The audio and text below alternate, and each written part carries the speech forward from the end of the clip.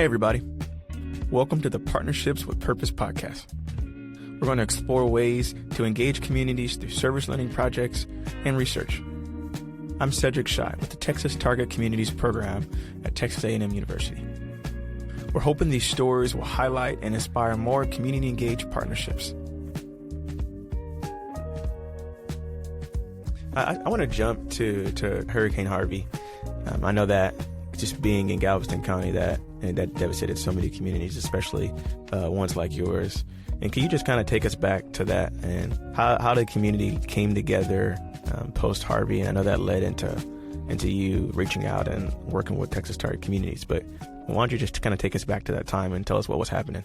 Yeah, one of the things about natural disasters that we as human beings discover is that we have a great deal more in common than what separates us.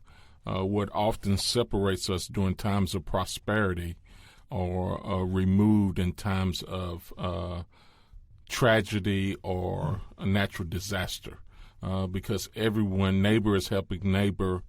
There are less divides in the community. So after Harvey, Hitchcock took a big hit, as did several other cities in Galveston County and across the state of Texas. So as we were starting to rebuild, there was Texas Target Communities had put out a request for applications to work with them to rebuild after Harvey, and the city of Hitchcock, through the Hitchcock EDC, applied, and we were selected as a city that the university would work with, and we began working to create a comprehensive 20-year plan for the city of Hitchcock. We called it the 2020 Comprehensive Plan, which eventually became a statewide award-winning plan. So it was a great opportunity for us to work with the students and members of the community there in Hitchcock.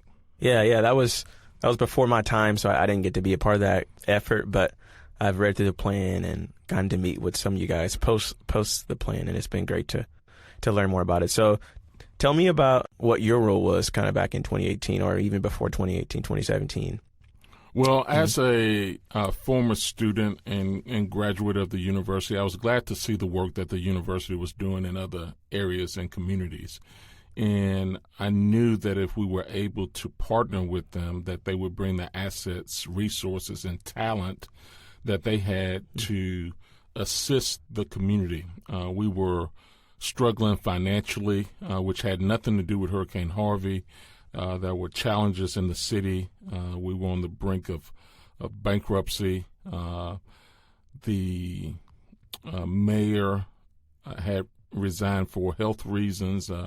Another individual had stepped in to temporarily try to right the ship, and she was working, Mayor Childress, with some challenges because, anytime you have to cut budgets and tighten your belt, so to speak, you're not going to be popular.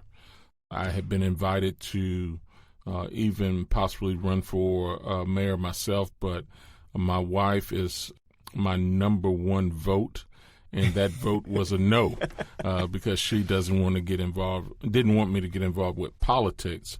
So I try to do work behind the scenes to still improve the community, but not necessarily concerned about having a title. To me, it's more about the task and the work getting done than about the title or who gets credit for the work. So we got engaged with the community and began working on a plan to try to see how do we move forward. Our city hall had been flooded. Many other neighborhoods and communities had been flooded. So, we had those issues to deal with people just trying to rebuild their lives, and then the financial challenges that the city was faced in. It was a difficult time period, but those are the times that we need leaders to step up and make the hard choices and decisions to kind of right the ship, and we began doing that hard work. But now, almost 7 years after Harvey, we're in a much better position in the city. Yeah, wow. So you just kind of jumped in and started meeting with people and being a part of the community, growing up there, I went off to college, and then when I graduated, I moved to Houston for a little while and spent a year in Corpus Christi. But Hitchcock has always been home. My wife and I own several properties and homes in a couple of neighboring cities, but we've always seen Hitchcock as our home base. My wife is a first-grade teacher there in the district now. I have a 16-year-old son that goes to the high school there. My other son that's 25 now graduated from Hitchcock High School, graduated from Texas A&M in 2022. Whoop! Another Aggie. He's working in Houston as an engineer.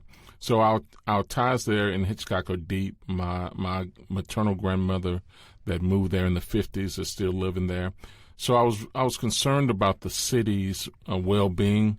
I'm always concerned about the children in the community, as well as my wife, who is a teacher, and my mother was a teacher before her, also in the school district. So Hitchcock is a great little town that I grew up in, playing Little League football, baseball. So I have fond memories of the city, and it was important to try to help them to improve.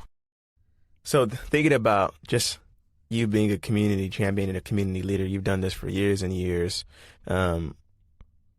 What's one mistake you feel like you made as a leader, and what did it teach you?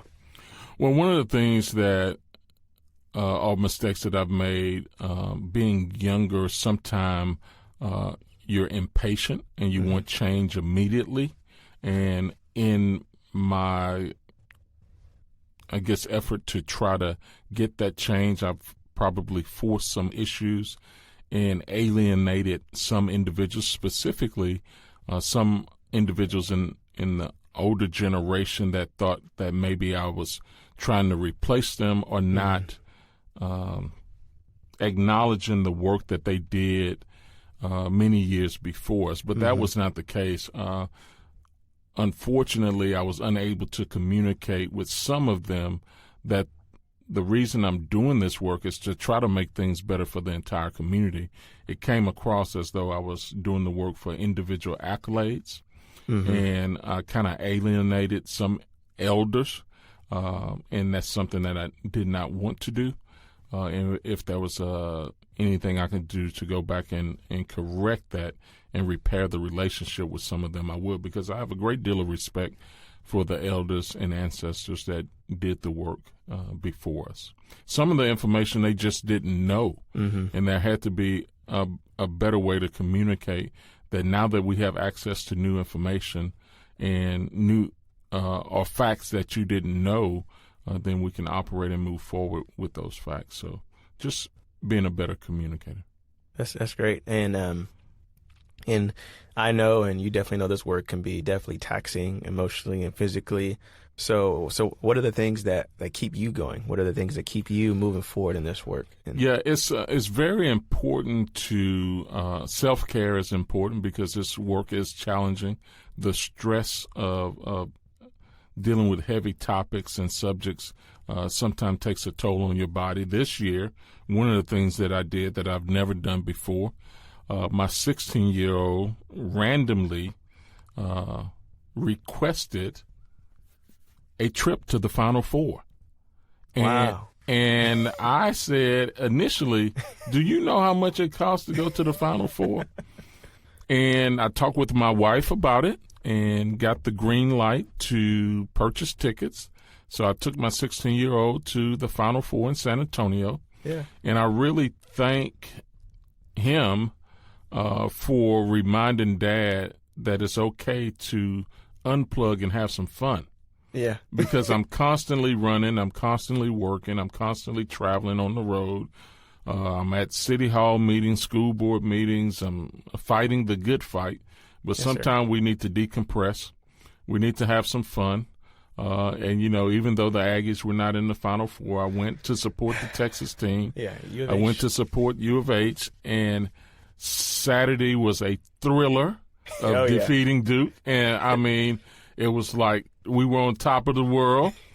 The Monday night game, they had a big lead, and I told my son, I think I might go downstairs and get in line so I get T-shirts. So, the U of H champion T-shirts, and I think I spoke a little too early. Yeah. That was about 10 minutes left in the game, 10, 11 minutes, and I was getting ahead of myself. I could not believe that they gave up the lead, and, we rode home, and I told them, hey, son, Saturday was the thrill of victory, and Monday was the agony of defeat. But, that's what I love about March Madness, that there's an element of surprise every year because many people had given up Saturday, and they came back and won, and then, we started celebrating too early. On Monday.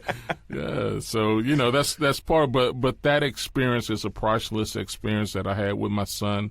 Not only the games, but we had a chance on Sunday to do some of the Final Four activities. And I just wish that time is our most valuable asset. And often we spend a great deal of our life trying to earn money and achieve goals, which is nothing wrong with that. But so often when I talk to individuals that look back over their life, they wish they had spent more time with their loved ones because time is something you can make more money. You only can buy so many cars and houses, but you can't get that time back. And if there's anything that I would tell a young husband or parent or young spouse is spend time with the people that you truly care about. Spend time, especially with your children when they're smaller, to build relationship because you're making a deposit into their lives that is not measured in dollars and cents. And if there's anything that I wish I had done, is spend more time with my family.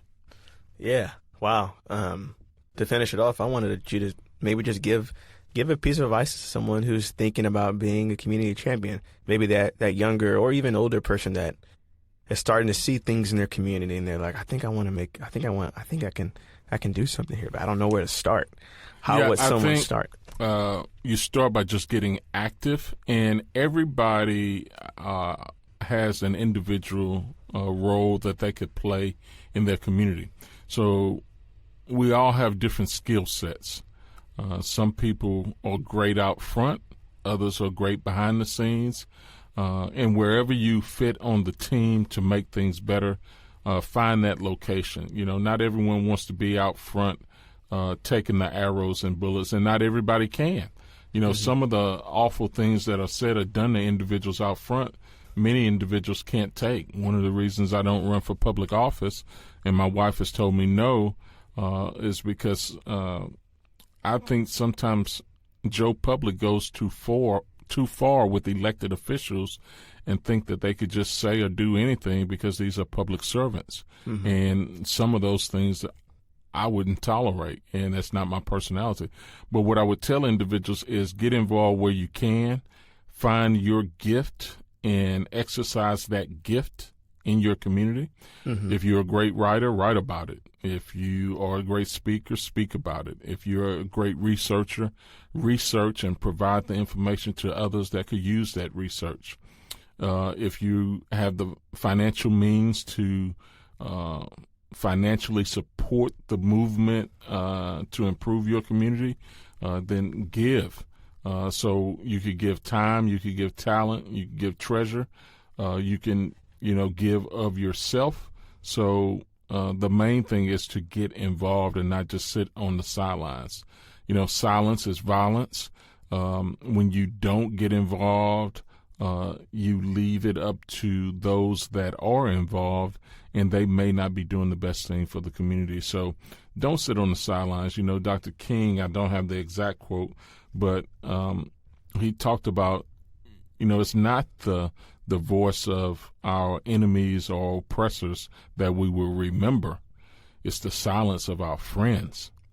And, it's not always, the work of history and the challenges of a divided community. Sometimes it's just challenges with your city government and school district and things like that, things that are common to all of us. Our planet, we need clean water, we need clean air. Find some way to get involved to help make the world a better place. Number one, work on yourself individually. Self-care, take care of your health. Go to that March Madness game if you can. Self-care, have fun, relax. Take care of your individual health so that you could be here to do the work that you need to do. Take care of your family, and then your community. So, it starts with the individual, then your family, then your community, and then it branches out from there. But the main thing is get involved. Don't be discouraged if you run into some roadblocks or some opposition, and don't give up. Well, what's the payoff in it for you? What's the payoff in it for a community and for future generations, do you think? Well, one of the things people often think, well, that doesn't affect me. It may not affect you today, but it may affect you tomorrow. And if you do nothing else but try to be the best individual that you can be, not everyone's built to be the community activist or champion. But you can support the work of those that are doing it in your community. So if you're not individually doing it, try to find someone that is doing the work and support them. But I think it's important to encourage everyone to find their individual gift and do what you can from where. If you're a librarian, be the best librarian that you could be. The child that you're helping to check out a book may be the next scientist, may be the next doctor, may be the next garbage man. You may be the only smiling face that kid saw that day, somebody that checked them out a book. So if you're serving at a restaurant, sometime when I go through the drive-through or I'm at McDonald's or Whataburger or Chick-fil-A or somewhere, I ask them, how many employees do you have working a day? 10, 15. And I'll give them all $5 a piece. It's not a lot, but oftentimes the only people they see in the restaurant that say anything to them are people that are complaining. Mm-hmm. So every now and then you could just do a little something to encourage someone. You don't have to give everybody $5 if you can't, but an encouraging word to individuals. And look for opportunities to do good is what I would tell individuals.